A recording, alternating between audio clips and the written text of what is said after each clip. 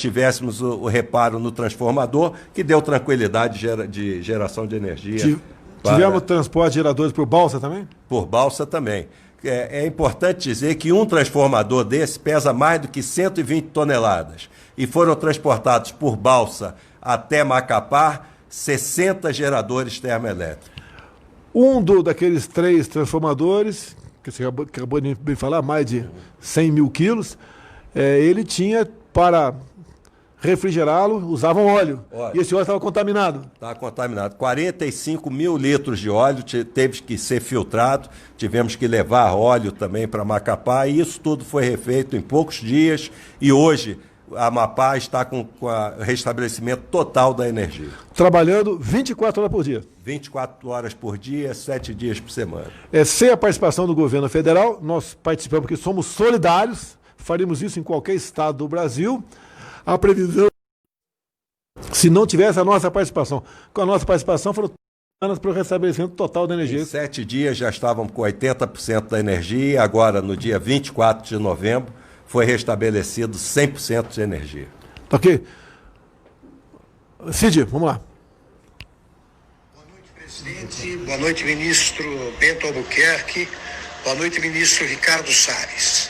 Ministro Ricardo Salles, eu queria saber se as ONGs que trabalhavam na Amazônia com dinheiro recebido de governos ou instituições estrangeiras continuam funcionando. Bom, Augusto, obrigado pela pergunta.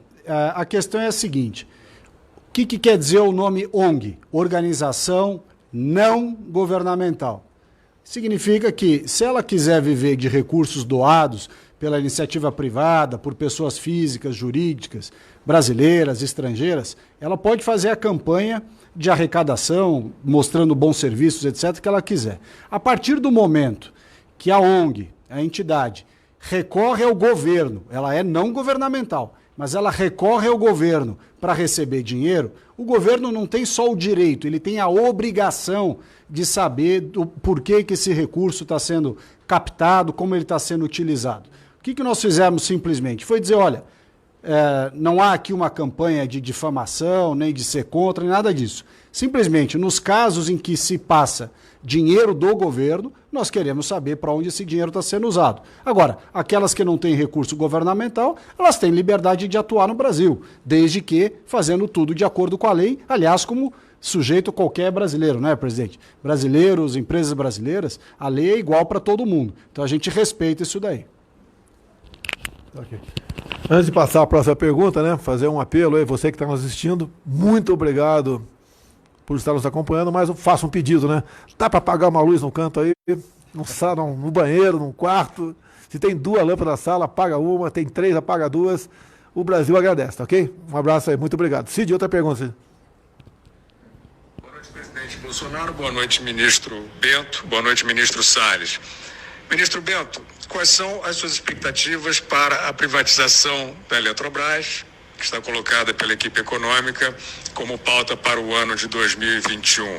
O senhor acha possível que essa agenda, essa importante reforma, seja ao menos iniciada ou que tramite no Congresso no ano que entra? Obrigado. Obrigado pela pergunta. Eu acredito que sim. É uma prioridade do governo a privatização da Eletrobras.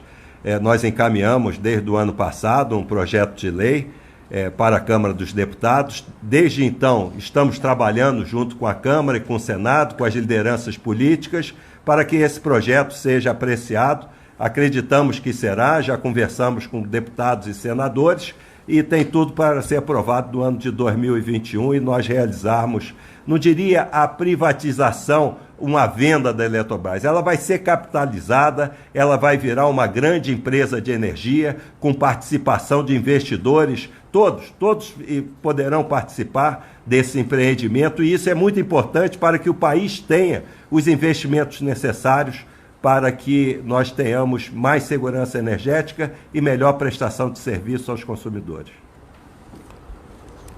Obrigado, Bento. Cid, a última por acaso? A última pergunta. Salve, muito boa noite, presidente. Boa noite, ministros. A minha pergunta para o ministro Ricardo Salles é sobre esta comparação de desmatamento aí, colocando o Brasil lá atrás em desmatamento. Queria que o senhor comentasse essa diferença. E para o ministro Bento Albuquerque, eu queria que ele falasse sobre as consequências do apagão no Amapá e se isso vai se refletir na privatização do setor ou se o debate acabou sendo reduzido. É isso, obrigado. Zé Maria, deixa eu dizer uma coisa para você. O desmatamento no Brasil, nos anos de 2004 e 2005, era 3 vezes maior do que foi esse ano de 2019 e 2020. Vou repetir, 3 vezes maior. Governo do presidente Lula, Marina Silva era ministra de Meio Ambiente. 3 vezes mais. Iniciou-se um trabalho, reduziu o desmatamento até para os menores índices da história, que são 2012. De 2012 em diante, portanto, ainda no governo do PT, o desmatamento volta a subir. E por que volta a subir?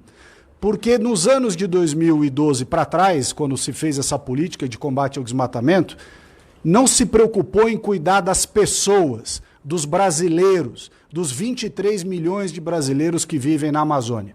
E quando você não cuida das pessoas, a pressão das atividades ilegais, a pressão por ganhar recurso de alguma forma, aumenta muito. Então, o que a gente tem feito aqui no governo do presidente Bolsonaro? Uma preocupação grande em combater toda a criminalidade, né, presidente? A tolerância zero do governo Bolsonaro contra o crime também é na questão ambiental, mas nós colocamos as pessoas em primeiro lugar, os brasileiros, quer sejam da Amazônia ou de outras regiões. Então a preocupação nossa é, junto com essa questão ambiental, combate ao desmatamento ilegal, combate às atividades ilegais, é achar para as pessoas da Amazônia que vivem na região mais rica do Brasil, porém com o pior índice de desenvolvimento humano. Essa turma foi deixada para trás por governos anteriores. Não se preocupou em gerar para eles oportunidade de emprego, de renda, de ter coisas lícitas, coisas corretas, alternativas para viver. E nós estamos muito preocupados com essas pessoas. Então, junto com a questão ambiental, cuidar das pessoas.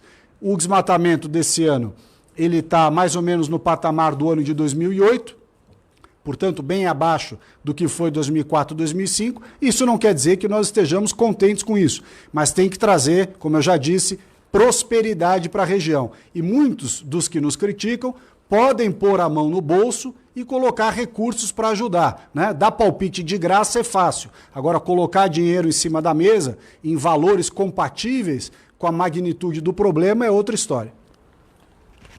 Aquela região nós temos aí uma biodiversidade incomparável. Temos aí um subsolo fantástico. Eu costumo dizer que região, por exemplo, de Roraima, tá? Estado em grande parte do Pará, tem-se embaixo da terra uma tabela periódica, tem tudo ali, tudo. Tá? E um povo pobre e sofrido. E nós vamos aos poucos mudando tudo isso aí. Bento, alguma coisa, Bento?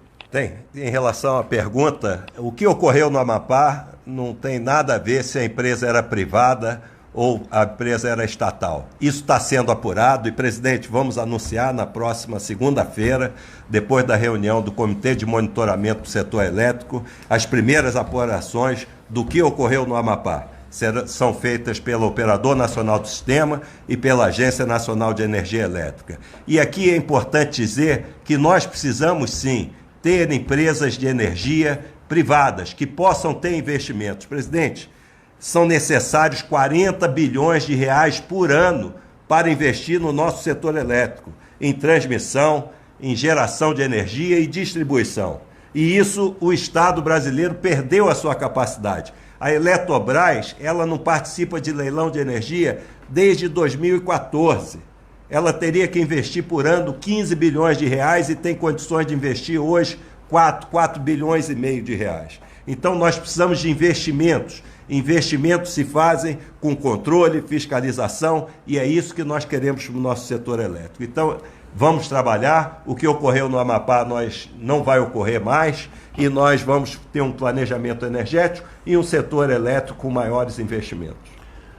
Estamos chegando ao final, quero agradecer a todos pela audiência, pedir ao pessoal que está nas minhas redes que vá lá para a Rádio Jovem Pan, ouvir aí o Augusto Nunes e sua equipe fazer os comentários finais sobre essa nossa live. Muito obrigado a todos.